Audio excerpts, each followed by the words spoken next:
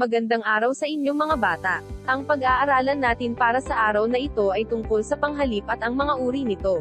Ako si Binibining Laarni, ang inyong magiging guro sa Filipino. Mga bata, naalala mo pa ba ang mga bahagi ng pananalita?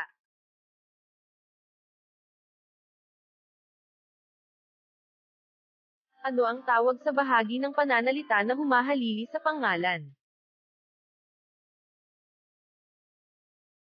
Tama, panghalip ang tawag sa salitang humahalili sa pangalan. Ibig sabihin, ito ay pumapalit sa ngalan ng tao, bagay, pook, pangyayari at marami pang iba. Marami pa tayong dapat matutuhan tungkol sa panghalip. Halika, umpisahan mo na ang pag-aaral sa mga salitang humahalili sa pangalan.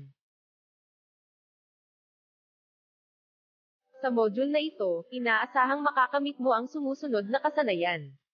Una, nagagamit ang iba't ibang uri ng panghalip. Ito ay ang panao, pananong, panaklaw, at pamatlig sa usapan. Ikalawa, nakasusulat tungkol sa sariling karanasan. Subuking gawin ito. Ano na ang alam mo tungkol sa uri ng panghalip? Subukin muna natin kung hanggang saan na ang alam mo. Basahin ang sumusunod na sitwasyon at piliin ang pinakaangkop na sagot. Isulat ang sagot sa papel.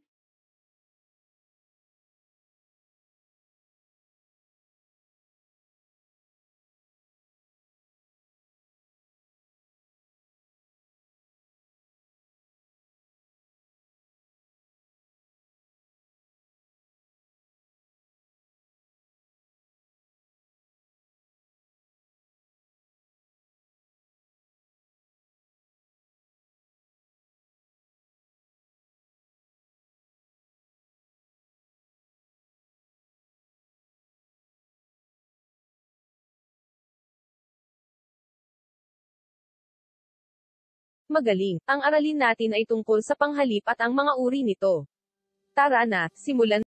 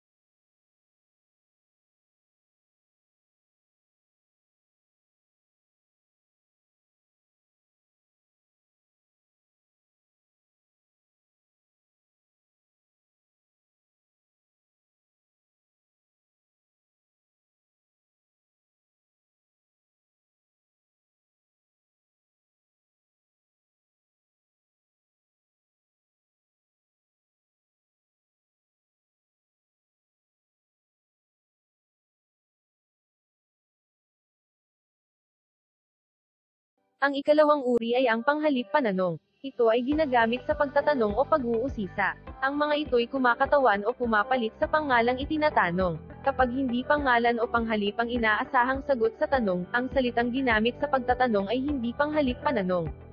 Narito ang mga panghalip na pananong at ang pangalang pinapalitan ng bawat isa. Halina't basahin natin ang mga ito. Ang panghalip na pananong ay may kailanang isahan at maramihan. Nabubuo ang maramihan ng isang panghalip na pananong sa pamamagitan ng pag-uulit ng salita o ng unang dalawang pantig. Halina't basahin natin ang nasa ibaba.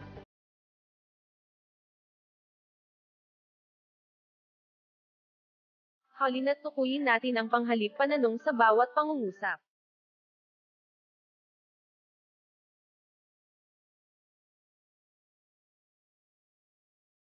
Magaling. Ang pangatlong uri ng panghalip ay ang panghalip panaklaw. Ito ay isang uri ng panghalip na may sinasaklaw na kaisahan sa bilang, dami o kalahatan. Ito ay maaaring tiyak o ditiyak.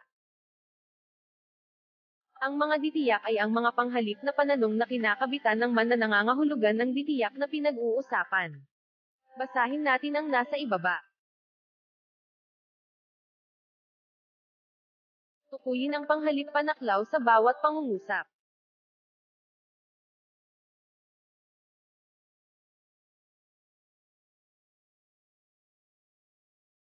Magaling.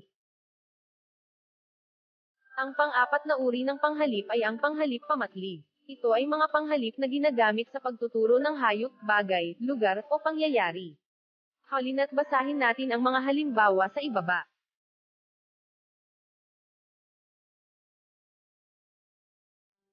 Tukuyin ang panghalip pamatlig sa bawat pangungusap.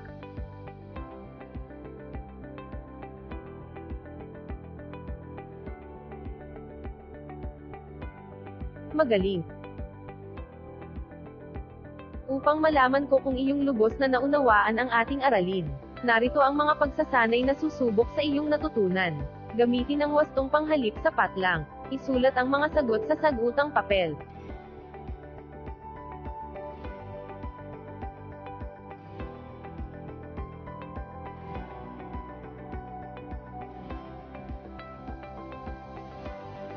Kunan ng angkop na panghalip pananong ang patlang upang mabuo ang pangungusap at tukuyin kung ito ay isahan o maramihan.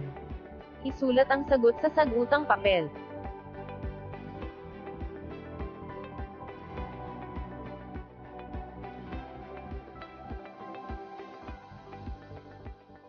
Piliin ang angkop na panghalip panaklaw sa loob ng panaklong upang mabuo ang mga pangungusap. Isulat ang iyong sagot sa sagutang papel.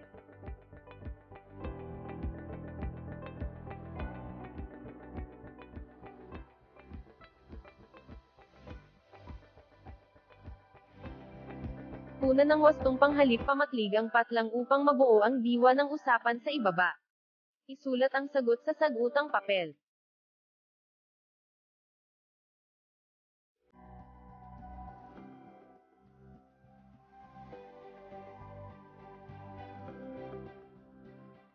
Ating alamin kung tama ang inyong mga kasagutan.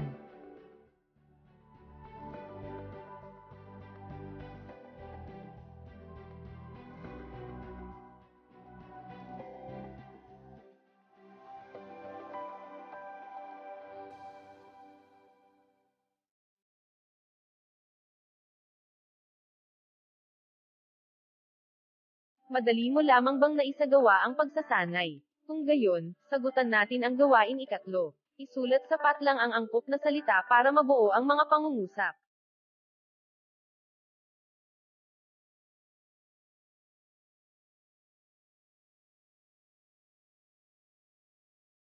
Ating alamin kung tama ang inyong mga kasagutan.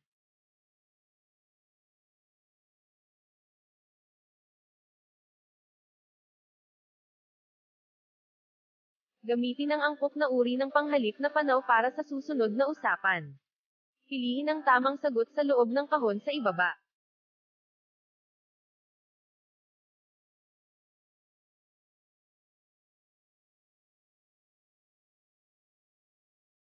Ating alamin kung tama ang inyong mga kasagutan.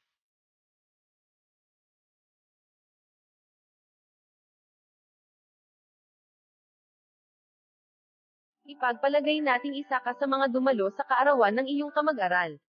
Pagmasdan ang larawan at bumuo ng mga katanungan gamit ang panghalip pananong upang may bahagi mo ang iyong karanasan. Isulat ang sagot sa sagutang papel.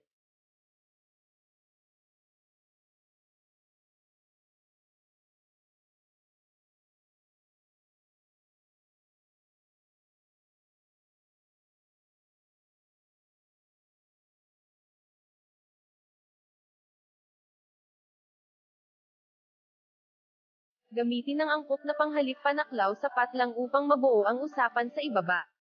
Piliin ang sagot sa loob ng panaklong. Isulat ang sagot sa sagutang papel.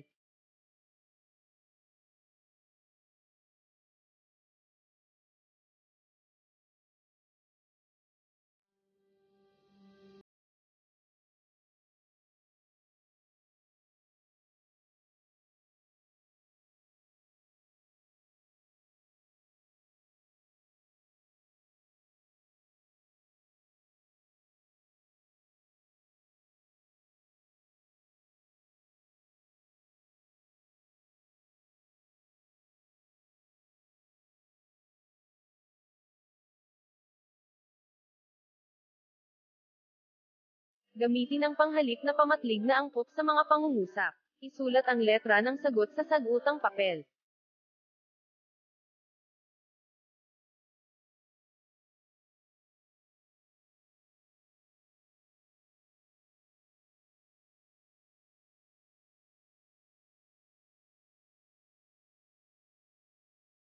Hanggang saan na ba ang iyong kahusayan sa paggamit ng iba't ibang uri ng panghalip?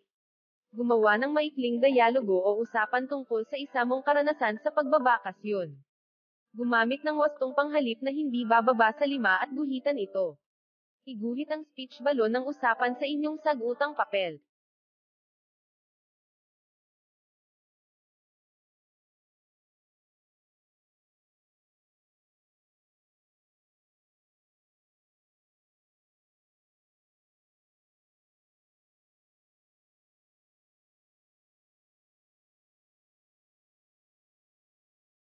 Para hindi mo makalimutan, magsanay pa sa paggamit ng panghalip panaklaw.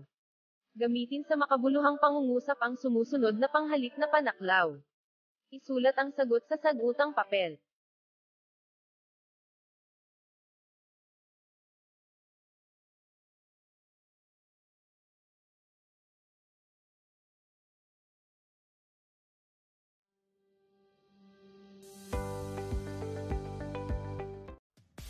Ngayon ay lubos nyo nang naunawaan ang ating aralin. Hanggang sa muling pagkikita, paalam mga bata.